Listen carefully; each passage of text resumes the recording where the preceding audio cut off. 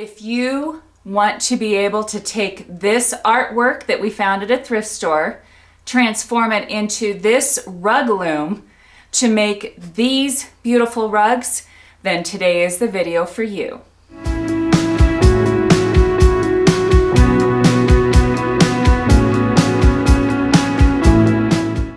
Things are looming at DIY on the house today. If you're new to our channel, you need to check out some of our rug weaving videos. Ross is my husband and a dear to always say yes when I have a new idea on how to make a loom for rugs, for pot holders, for blankets, for pillows. So check out the links below on other weaving videos that we have. But today we are going to help the DIY person that may not have a lot of tools to make a rug loom. I found these artwork at the thrift store, and without exaggeration, one was 75 cents and one was $3. It was like 75% off day. So Ross is going to show you what to look for in a piece of artwork and how to transform it into a loom so then you can make a rug. And so check back, I will be making rugs with these looms, so check back on videos on how to do that. But in the meantime, let's get started. All right, on this first frame, it's got a actual canvas. So that means that the artwork was actually put on a wood canvas frame.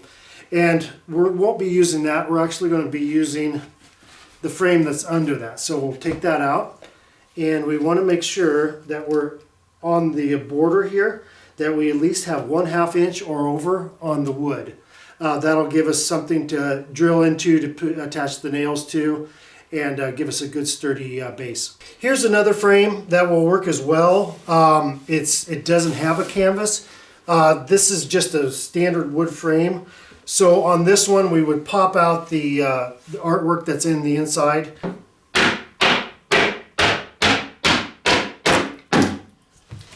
And just like that, that one's out. On this one we would run the nails across this side for the warp. Okay, to reinforce the frame you got a couple different choices on brackets. On this one we'll be using these L brackets like this that are laid flat, and that would fit right in the corners, and screw those down, and that'll take care of any racking that might go on, because you are actually putting quite a bit of pressure on this frame while you're doing your rug.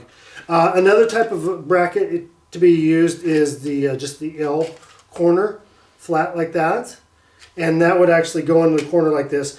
The reason we're not using this is because we are going to be attaching the nails and everything in the corners. You could put this on the back side of the frame, opposite of the nails. I prefer to use this one. If you have a frame that's like this, you may want to go ahead and use this type of bracket on it. It'd be more suitable to it.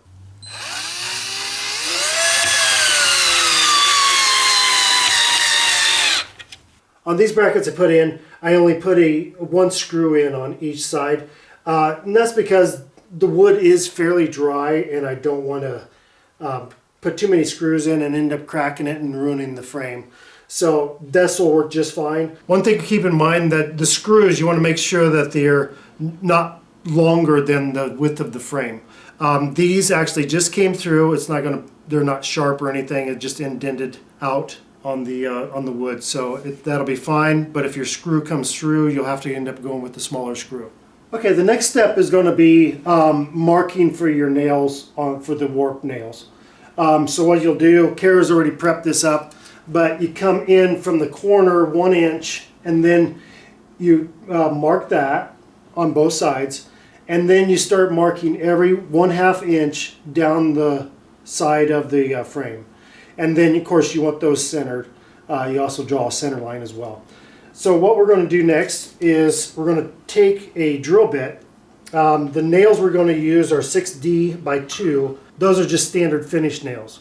So I'm going to take my drill bit. The diameter of the drill bit is just a hair smaller than the nail itself. That will allow, when we drill that in, that the and tack in the nail, that'll be a nice tight fit. So what we're going to do first, we've got these little stop collars, and those we'll have on a link below. We're using stop collars to make sure all the depths on the nails are all the same. So what I'm going to do is I'm going to choose the size, appropriate size of the stop collar for the drill bit itself. I'm going to slip that on.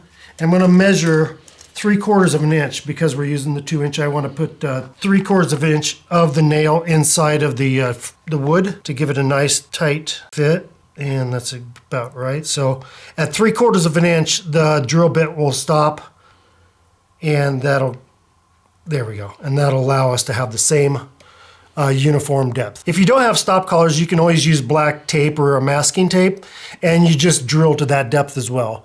This just helps to make it go a lot faster. When you're going to go ahead and drill your holes, just make it nice and slow.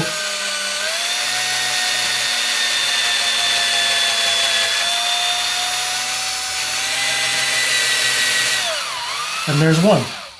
Easy as that. We'll move on to the next one. You want to pull your drill bit out to help clean it, get some of that wood out there to help clean.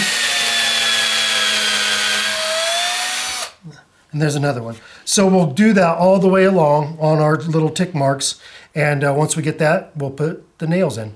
Okay, so again, we're using 2-inch finished nails for this, and the reason we pre-drill is to make sure that when we put the nails in, that we don't split the wood out.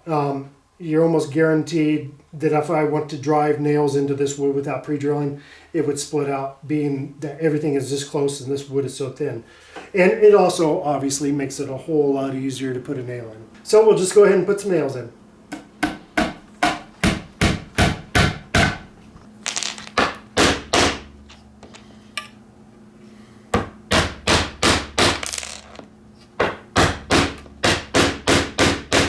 Now that we have the nails in for the warp, we want to go ahead and install the eyelets for the side rods. And the side rod purpose is to keep the sides of the rug straight so it doesn't do an hourglass effect. And it will do that because it does get pretty tight. So we're going to place the rod eyelets at 2 inches from the corners and then one in the center, because this one's roughly about 30 inches wide, 30 inches by 30 inches. If it was longer, you may want to do a couple of 2 eyelets in the center just to make sure that it doesn't pull in there. Now the rods, we did just got those at any hardware store, Home Depot, Lowe's, Ace, True Value, wherever. So the rod is just an 1/8 inch rod. And you make sure you want to get that long enough that it does go past both ends of the frame. So with that, we'll just go ahead and put our eyelets in. I'm not going to drill these because these are actually pretty small. I can just screw these in. One note on the nails, don't worry if they don't go in straight. Because all that is for the warp. So as long as they're in a straight line and they're secure, don't worry about if they're, you know, pretty or not. It's pretty tough to do that without having an actual drill press and doing that way. So with that, we'll go ahead and put these in. So to start that, what we're going to do is take a nail and just put that in center on that 2-inch mark. Drive that in a little bit so it gives the threads something to start into.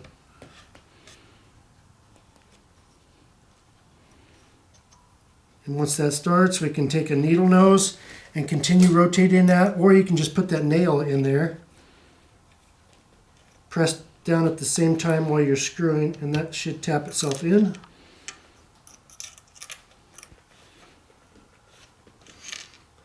And once again, if it goes a little crooked, don't worry about it. It's just following the grain of the wood.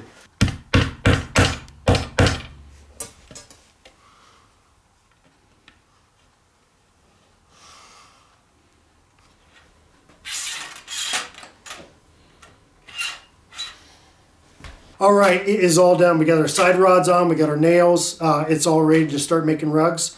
If you have any questions, just please comment and we'll get back with you.